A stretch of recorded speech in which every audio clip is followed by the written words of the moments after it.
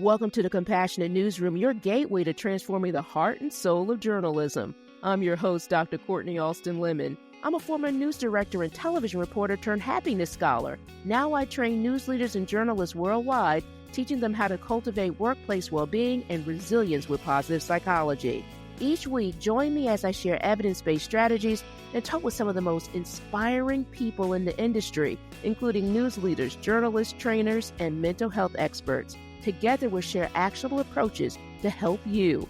Imagine a newsroom that not only cares about the story, but profoundly values the people behind them, a place where compassion is the competitive advantage.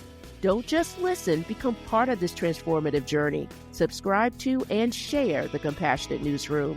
Let's champion a more supportive, healthier, and happier newsroom culture, one episode at a time.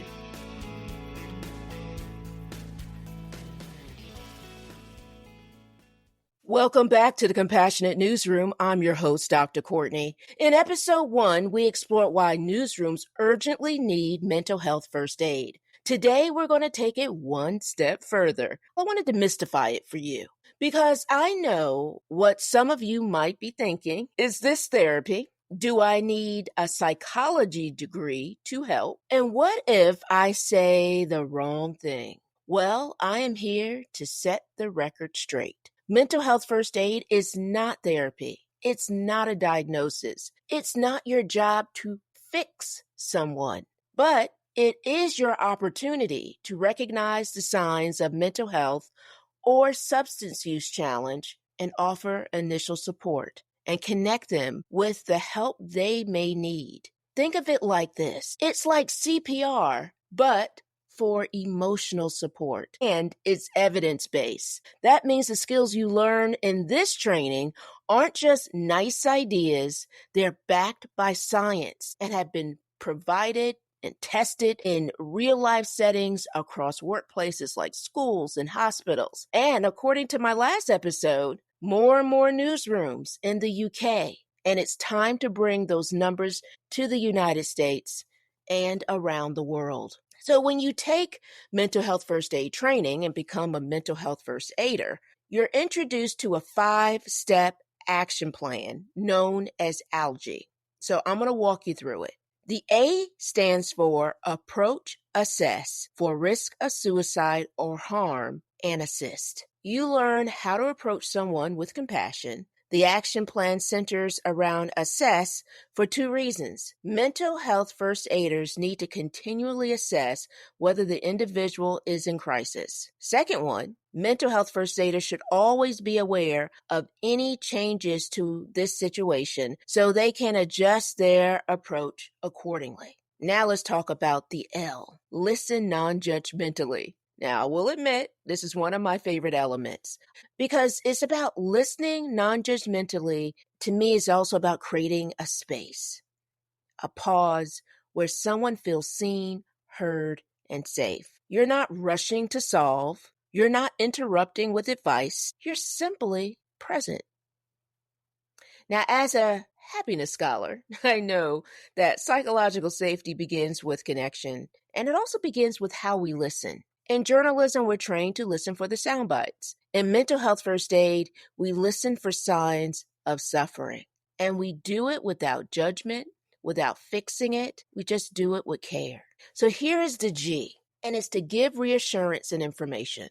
You'll learn how to validate what someone is going through without offering false hope and how to remind them that help is available. And here's the first out of our 2 E's. The first E, encourage appropriate professional help.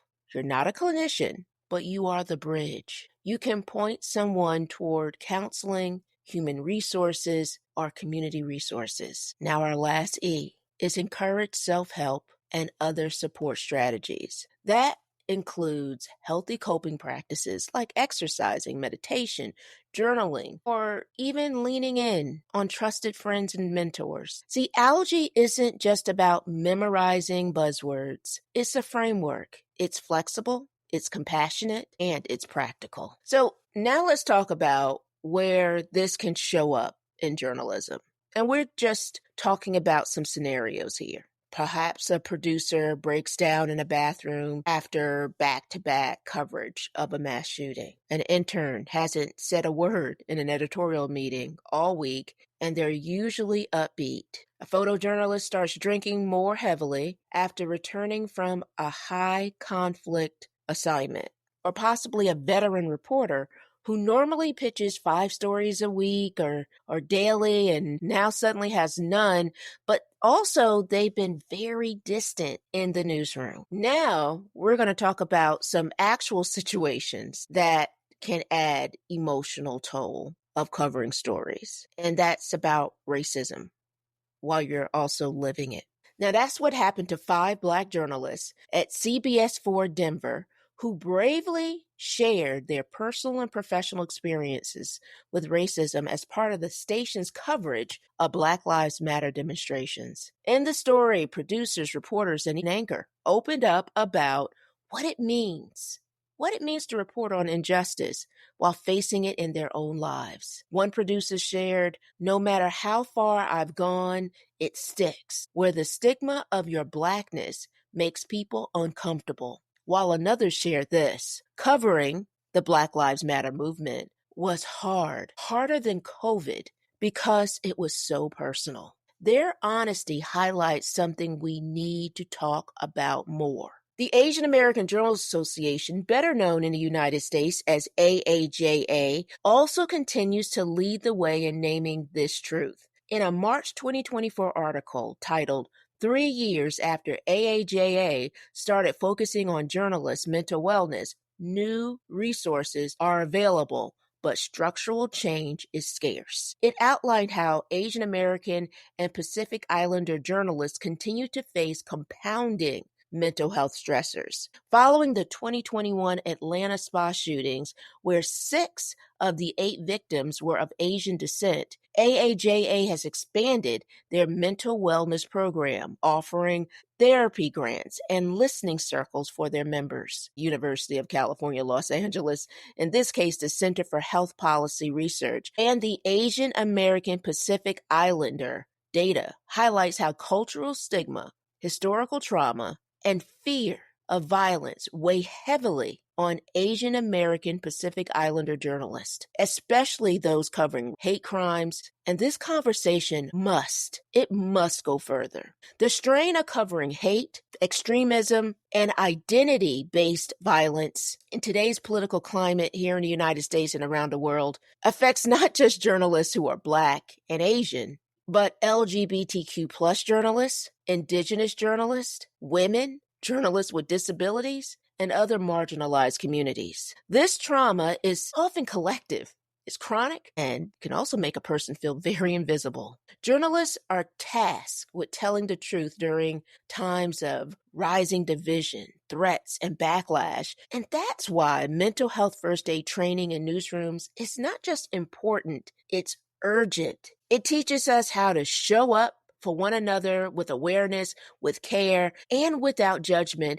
It gives us a shared language, a protocol, and a practice. And it reminds us that support shouldn't be a luxury. It should be part of our newsroom culture. These aren't just stressful moments. These are compounded traumas, and they happen while journalists are expected to remain composed, productive, and professional. Mental health first aid helps you see these moments not as a personality change to avoid, but as invitations to engage. It gives you the framework for responding with empathy, not avoidance. And as a certified first aider, you become the early responders, people who notice, people who step in and help others feel seen, supported, and safe. I'll be including the CBS 4 Denver article as well as the AAJA article in the show notes for this episode.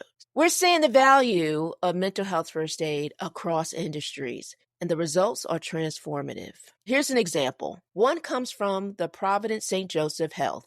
Now, since 2016, they've certified 45 caregivers as mental health first aid instructors. But it's not about the number. It's about the cultural shift, as one leader shared. Typically, when we don't know how to respond to something, We pretend we didn't see it. However, mental health first aid normalizes mental health concerns so that when these mental health crises occur, we can address them or address the situation head on.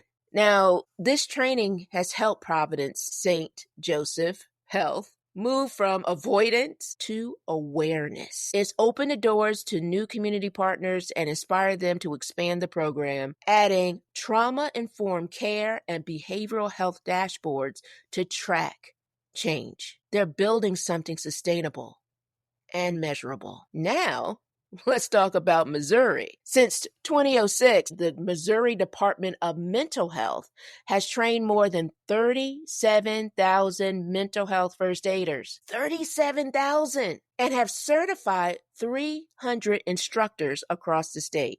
It started with a grant, but grew into a statewide movement supported by universities, public health leaders, and even the former governor. The director of the Missouri Department of Mental Health, whose name is Mark Stringer, described it this way. The concept is eloquently simple. It makes immediate sense to people. A lot of us have had physical first aid training, but not behavioral first aid training. Mental health first aid makes a lot of sense in this day and age. So the Missouri Department of Mental Health has focused its training on veterans, public safety, officers, homeless populations, and many more. Their crisis intervention team even recommends that every police officer in the state receive mental health first aid training. Let me repeat that.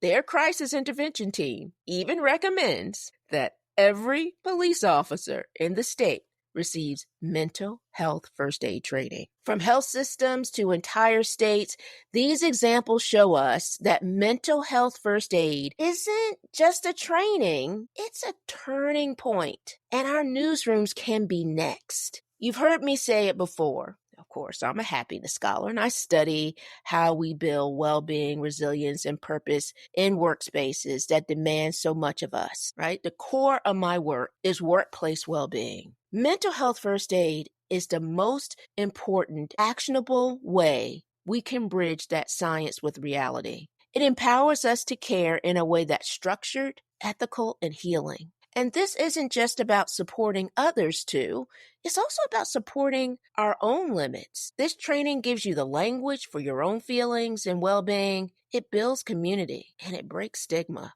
So in our final episode of the series, I'll walk you through how you can become a certified mental health first aider. I'll introduce a pilot program that I've designed specifically for journalists and news leaders, and how you can be part of the first cohort to receive this training through the Calm Institute. So stay with me. The next step could change how your newsroom works and how you work within your newsroom. If you found value in today's episode, send it to someone in your newsroom.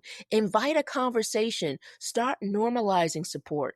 Also, take it out of your newsroom. Share it with colleagues at other news stations across the country and around the world. Because when we know how to help, we lead with empathy. And when we know how to lead with empathy, well, we change everything. I'm Dr. Kortni, and always remember your well-being is your most important job, and I'm always here to help. See you next week. Thanks for tuning in to the Compassionate Newsroom podcast. Together we can transform workplace well-being in news. If you found value in today's episode, please share it with a colleague to help foster a supportive environment in the industry. And don't forget to subscribe and also visit our website for more resources at thecompassionate.newsroom.com.